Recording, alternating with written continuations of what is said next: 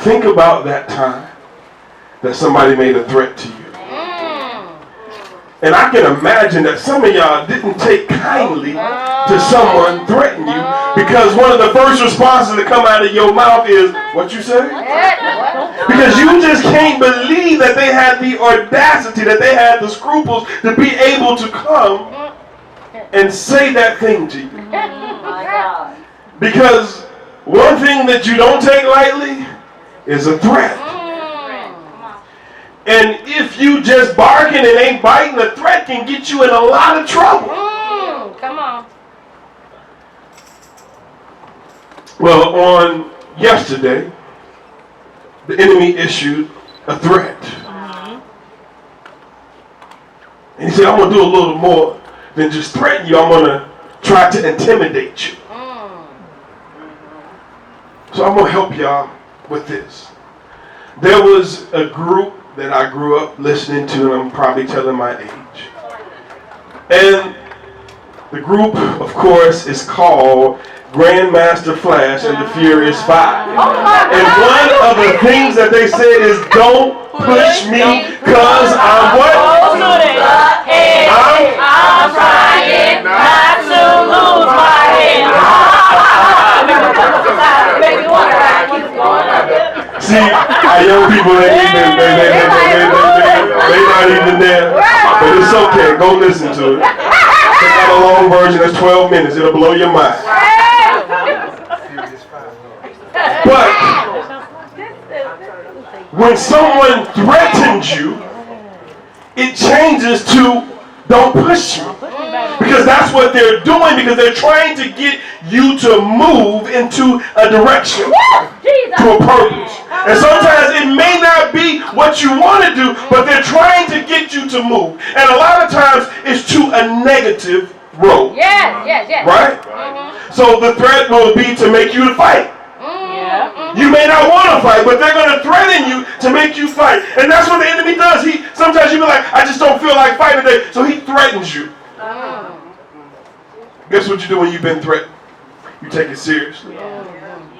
You put your war clothes on. You put the black paint under your Come on, go braid up their hair. Some of the women put the Vaseline on their face. You wear your scrapping shoes. Right? You ain't gonna be in no Stacey Adams. Don't do it. You're gonna be in trouble. And then you mentally prepare yourself after the threat. If they walk up on me, I'm going. Now, if they didn't threaten you, you wouldn't be saying that, but you'll be looking at their intentions like, why are you walking up to me? But if they threaten you and walk up to you, you be like, once they get in distance, I'm striking. Come on. Don't act like you ain't did that. Don't act like you ain't played out the whole fight in your mind on what you gonna do. Don't act like it. They gonna do this. If you turn his head, if she blink, if she sneeze, it's over. Come on now, I ain't the only one. But see, when you get pushed into a corner, there is a way that we're supposed to respond as men and women of God that will get you the victory when someone is pushing you. Oh, man. Come on. You teacher. So let's understand this thing. See, it was about King Hezekiah, and we've all read about him. Yes. And we know about him. Yes. And I'm condensing about 4 chapters of stuff that are very long into a 15, 30-minute sermon. So I'm giving you the cliff notes, so bear with me. Yes. So the word of God says, can we stand? See, there were some things that happened before this. But God told Hezekiah, he said, and this is what the Lord says about the king of Assyria. His armies will not enter what? Into Jerusalem. They will not even shoot an arrow at it. They will not march outside its gates with their shields, nor build banks of the earth against its walls. The king will return to his own country by the same road which he came. He will not enter this day, says the Lord, for my honor and for the sake of my servant David. I will defend this city and what? Protect it. The word of the Lord is blessed. You may be seated. Come on. See, I love when people threaten me. Because when they threaten me, then my father, my daddy, he gets to show who he is. Yeah. And see, I'm sitting there like this. And my daddy, you know, he big and bad. He's sitting behind me like, what? Try. Right. Yes. But see, there are certain things that God will allow to happen so that he can bless you even more. I'm going to help you. My God. During the story of Job, he allowed for some things to happen, and Job was wealthy and had many things just to prove a point. Devil, you can't do nothing. And I'll bless him with even more than what he had because he was a wealthy man. Hallelujah. So when an attack happens, when a threat comes, my father, he got to prove a point. See, when we walk as righteous men and women of God, our father has to. Can I say that rightly? He's obligated. He's obligated under contract. Oh, yes. For it is written, it's in the good book, that he has to come and fight our battles. Yes, God. Oh, man. Come I'm going to on. help y'all. Come on. Okay. So, I said, okay, God, what's up? So, he sent his peons to come deliver a message. And the peon said, what are you trusting in that makes you so confident? Sound like something the devil would say. Because he tries to attack your confidence. Because you're confident in God, but he tries to attack your confidence. Come on. That's why somebody will come out and say something about the thing that you've been struggling with the most, and they'll come out and say, well, why you dressed like that? Right. Girl, you're singing.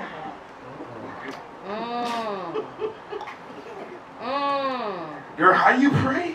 Yes. Come on. And they will say these things. And you will shove them off as if they don't bother you, but then those words play back in your mind, and it hurts you more than any sword, more than any bullet, more than anything. Jesus.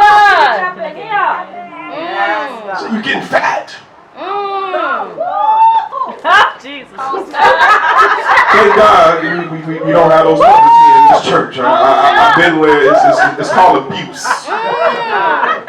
So, there has to be some type of filter.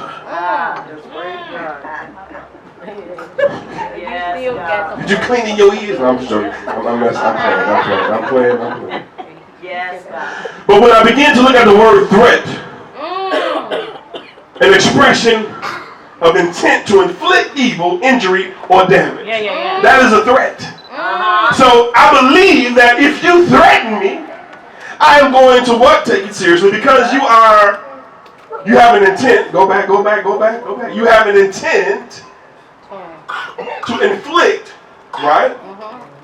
I love what my wife, the word that she used that changed my life. You have the propensity.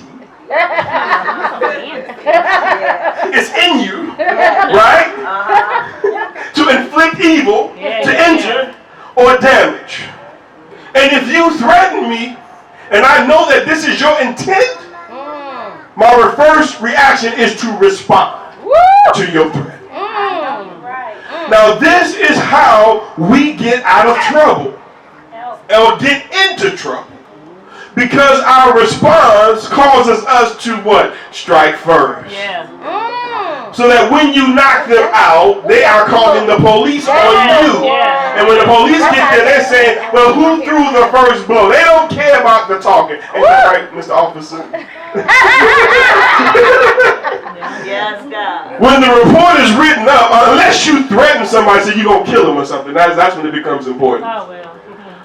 But if you just threaten saying, I'm going to beat your butt, yeah, you throw that punch, whoever threw that first punch, that's usually the first person, the person that get hit try to call. Yeah.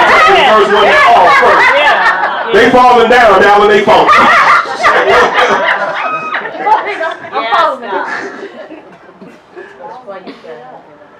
But the threat does something that that affects us. It attacks your confidence, your abilities, your help, past successes, and your God. That's what a threat does. It tries to cover all aspects so you can move, either to a positive or to a negative. But you're going to move. And sometimes when a threat is done, it's difficult for you just to sit still.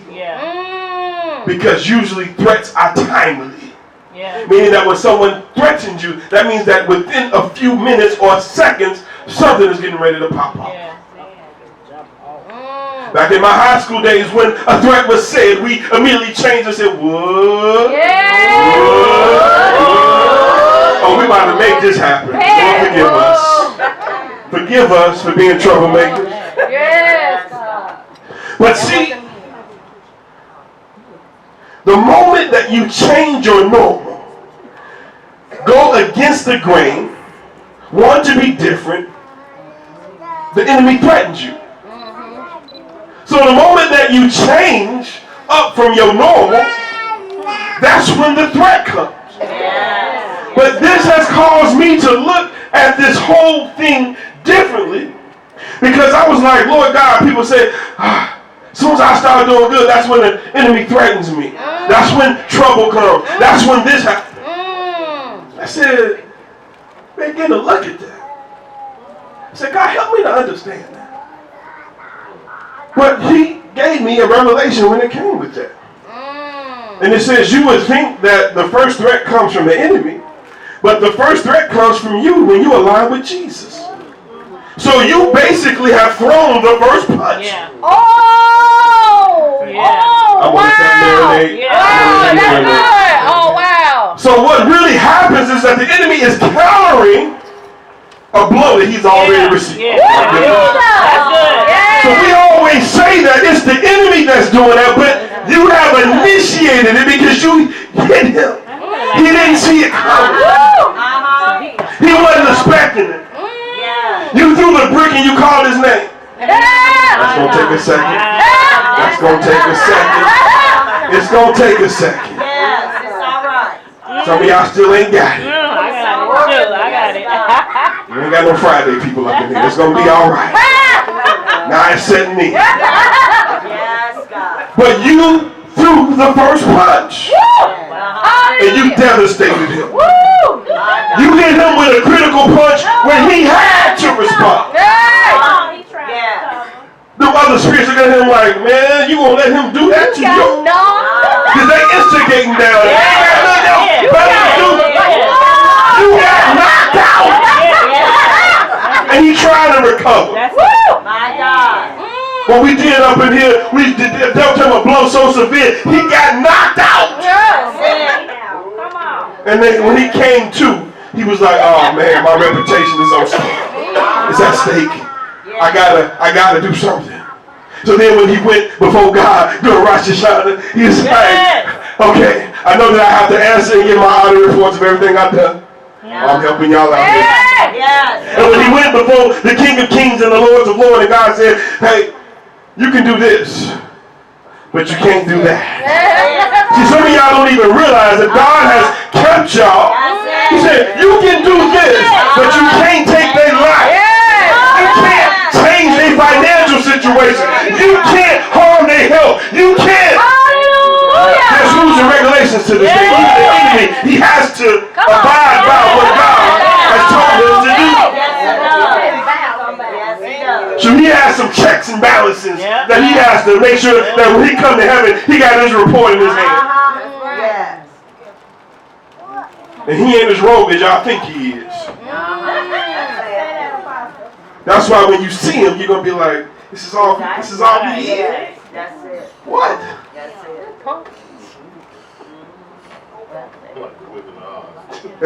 Yes, God. So now, we made the first move. Go to my next slide. So I said, what is a counterpunch? It's a boxing term. A counterpunch is a boxing punch that immediately follows an attack launched by an opponent. It exploits an opening created in the opponent's guard. Well, I'm going to help you out here. Uh-huh. So when you hit the enemy and he didn't realize he was being hit, he tried to respond. But in his response, he missed and left himself open for another attack. Oh, I'm going to help y'all out here. In the boxing term, you are about to get laid out if you throw a punch of that magnitude and miss. He tried to throw a haymaker and it just grazed us. But in that graze, he left himself open for an attack that's almost going to take him up out of here. But we know that he has to survive. But he's going to think twice before he do something like that again, because pain is an ultimate teacher. My God. That's why we whip our kids. Pain is an ultimate teacher. And if you don't whoop them, a good shaking. Yes, a good flick. Not babies. Yeah.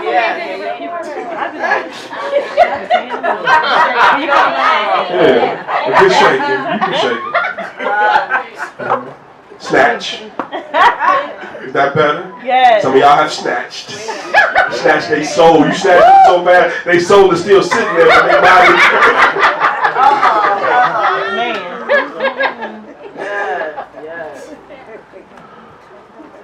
But when you begin to do things that are different, it changes and makes the enemy come after you. Hezekiah dealt the enemy many blows.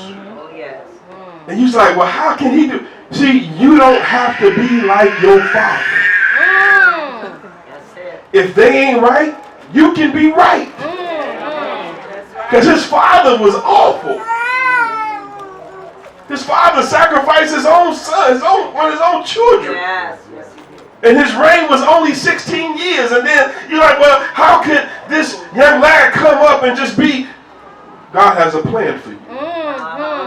For a time such as this. And in my next slide, it says, his father was horrible and an evil person, ruling for 16 years, sacrificing one of his children. Hezekiah came on the scene at 25 years old when he became king. He did what was pleasing in the sight of the Lord. He removed the pagan shrines, smashed the sacred pillars, cut down all the Asherah's poles. He broke up the bronze serpent that Moses had made because the people of Israel had been offering sacrifices to it. Hezekiah trusted in the Lord, the God of Israel. He remained faithful to the Lord in everything, and he carefully obeyed all the commandments of the Lord. So the Lord was with him, and Hezekiah was successful in everything he did. That's it. That's the key. When you are with God, you can become successful in everything that you do. When you are aligned up with God, you can become successful in everything that you do.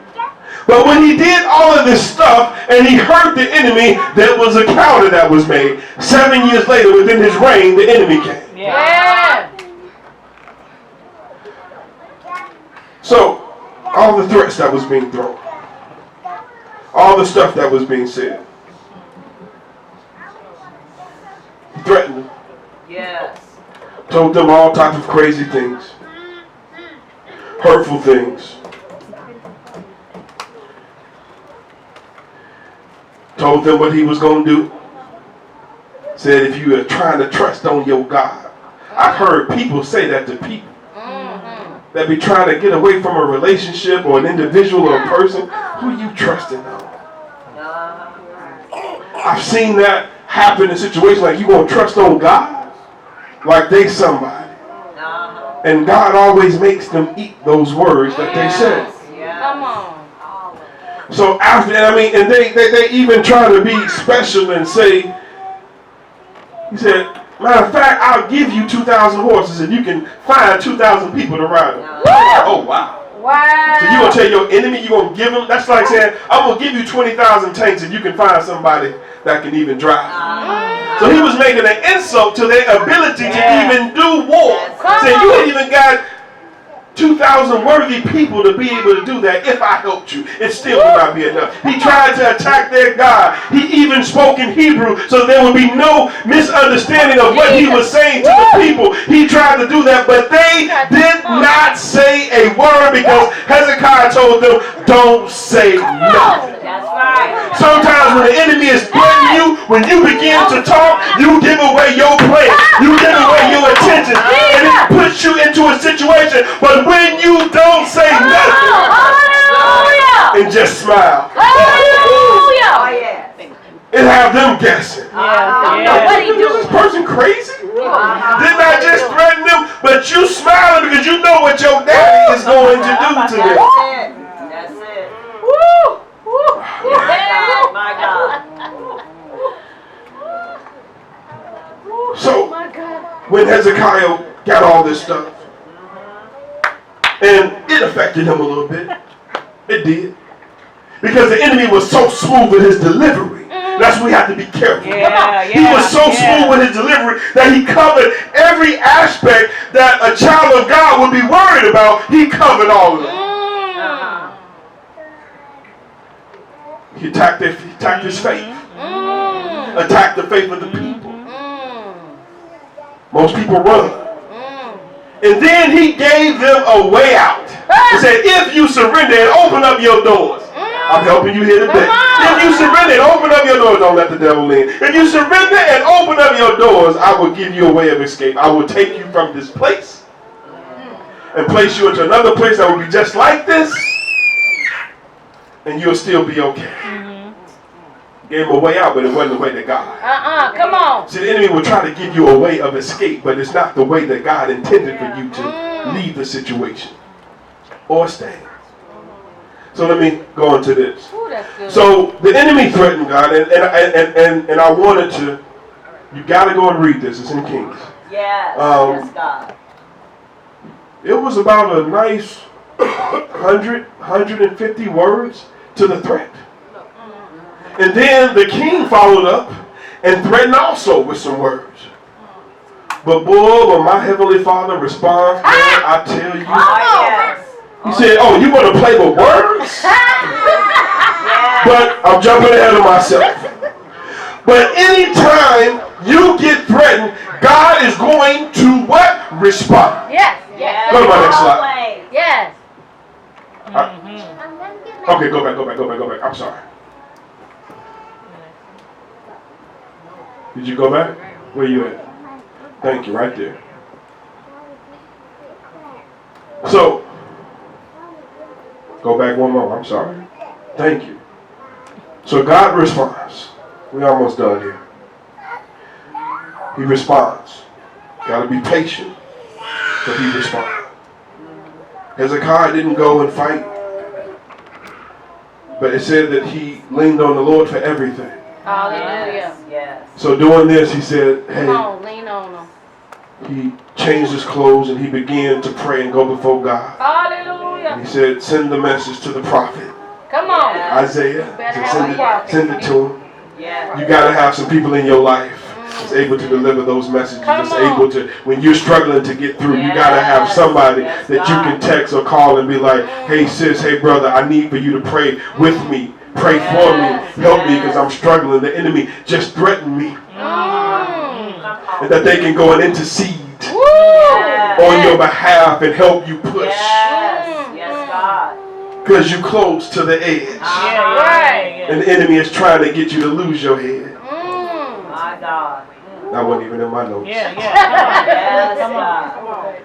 But what happens? Hezekiah, go to my next slide. He said, after king officials had delivered the king's message to Isaiah, the prophet replied, Come on. say to your master, this is what the Lord says. Do not be disturbed by his blasphemous speech. Don't he just got a way of words? Oh my goodness. Against me. Can you read that for me, prophetess? Can you see that? This is what the Lord says. Do not be disturbed by this blasphemous speech against me from the Assyrian king's messengers. Listen, I myself will move against him, and the king will receive a message that he is needed at home. So he will return to his land where I will have him killed with a sword. Bam. Look at God. Look at God. Bam. Yes. Look at God. Bam.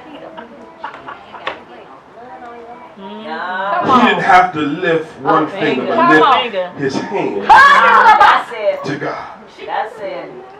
Oh my God. And see, sometimes it might require this, but he don't like for you to get your hands dirty. Because even if you don't punch him the right way, you can break your hand. Oh, yeah. Or they can be smiling as you hit them because they didn't see it coming. You can cuff up your knuckles. That's happened. Or you can hit them so hard because you're just so mad that, you can really hurt them real bad. Now you in court. They in a coma. My God. Yes, God. But God delivers the message to calm. Come on. And he'll do that just for you if you're ready. Come on. If you go to him, he'll deliver the message. So what happens? We're almost done here. Can you read that for me, baby? That night the angel of the Lord went out to the Syrian camp and killed 185,000 Assyrian soldiers. When the surviving Assyrians woke up the next morning, they found corpses everywhere. Then King come on, that's it. Assyria broke camp. Come on, he broke camp and returned to his own land. He went home to his capital of Nineveh and stayed there. One day while he was worshiping in the temple of his god Nisroch, his sons Adremelech and Sharezer killed him with their sword.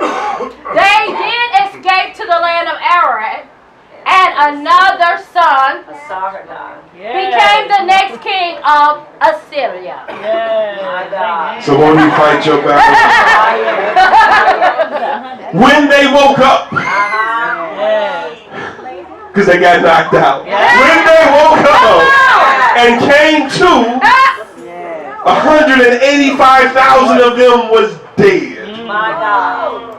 Mess with God if you want to. Mess with his children if you want to. Jesus. That's why I'm not quick to even jump on stuff real quick because you don't know how God got them protected. My God. Even David would not touch Saul because he was like, Yes. couldn't do it. Not gonna do it. That's right. That's it. So he killed him. So I love it because when I get threatened, this is what I think about. Undefeated. Yes. When I get threatened, this is what I think about. God is undefeated. Never lost the battle. In your corner, you have the God, the undisputed champion of the world, the universe. Yes. Will say what he mean and do what he say. Pound for pound, the most powerful person in the world. Oh, yes. He has defeated giants, nations, even got mad and destroyed the world. And Oh, yes. but this is your Father. Yes, God. He's fought my battles for me. He's done what I thought was the impossible. Yes. I'm not supposed to be living right now as we speak, but he has did that thing for me. Yes, God. I made so many mistakes when I was younger that there's no way I'm supposed to be where I'm at right now. But God. But God. But he did this thing for me. Yes. So I want to show y'all some pictures. Come on. Oh, Jesus. This is what happened. Did you see? That is crazy. He threatened. Because we delivered some severe blows. Oh, yes. We opened up our doors and let our praise go out, let our worship go out. That's it. We was out in the streets. Yeah. We was in the parking lot helping the community. One person was so close to having me go into the house. She said, I didn't realize that my pressure was up like that. We were providing things for her, and this is what God did through Behold. We helped the community, gave them supplies, gave them food, did all these things. So we dealt that he had to counter. And he don't play fair. Because he tried to attack our babies. Yeah. The thing that's most precious to you is your children. And he tried to attack our children because while he's trying to affect our future, he tried to affect our third and fourth wave. Jesus. That's it. Go to my next slide. He came in here and pushed everything here was pushed back. It was bricks, and then we had little chairs that was in the sanctuary. Little baby chairs that was in the sanctuary. All that was pinned back. You could not move anything. It was so much concrete, bricks, the big molding bricks that helps build the foundation, plus the outside. So 2 layers of bricks was broke through and pushed through. My God. You would not have an opportunity to respond. Right. But our God said that it would be a day that we weren't even thinking about coming Thank you, down. God. He said, okay, you can do this, but can't nobody be hurt. Right. That's it. Thank you, God. But see, he don't realize that in the process of doing what he's doing, he sets us up for an upgrade. Because just this week when I looked at the thing for the building, I was like, God, you never showed me this before. Then I began to show some other people and I had pulled. I was like, babe, you gotta come check this out. And I showed her and she was like, that's it. That's it. She said, that's it. I was like, man. Yes, God. And he tried this. Go next slide. Jesus. They couldn't even pull the vehicle out of there. His truck was broke trying to pull the vehicle out. He said, man, I came here to do a tow for $120 and I got to spend about $600-700 to fix my truck now. Wow. He couldn't get it out. And when he pulled it out, so many bricks and stuff just crumbled and fall. It was like half the wall was still on the van itself when he pulled it back. Go to my next slide. Wow. My God. This is one beam. This is another beam. Nobody but God. And see how God did it is that used to be a window that they boarded and put bricks up on it. So when he hit it, that was the weakest point of it to give, that it didn't cause any more destruction than what it could have. Come on, Jesus. And that was the building. He said, look, they had put up a wall here. So that was the weakest part of the building. Wow. What are the odds of that? Come on. Go to my next slide. Pulled it out. We behind the police cars at this time because they didn't want anything to fall. And the building inspector had already left before we even pulled out the vehicle. Show you God's favor. That's it. Go to my next slide. Do I have one? But quickly, that room, all the stuff was taken out. Everything was done. Everything was fixed. We came down here yesterday and did some extra cleaning just to make sure. Yes. Yes. And if you didn't know what you was looking at, you would almost think that it was normal on the inside. We came in there and Minister Sean helped me and Mama Clark and Sister Tanine and Benji and the cleaning crew came down to help out. Yes. And I didn't ask nobody to come down. I just was like, the car just came pulling up and people just jumping out. Yes. Yes. But that's family. Yes. That's it. I came here and we sealed up all the holes so that we wouldn't have any visitors. Oh yes. And air coming through.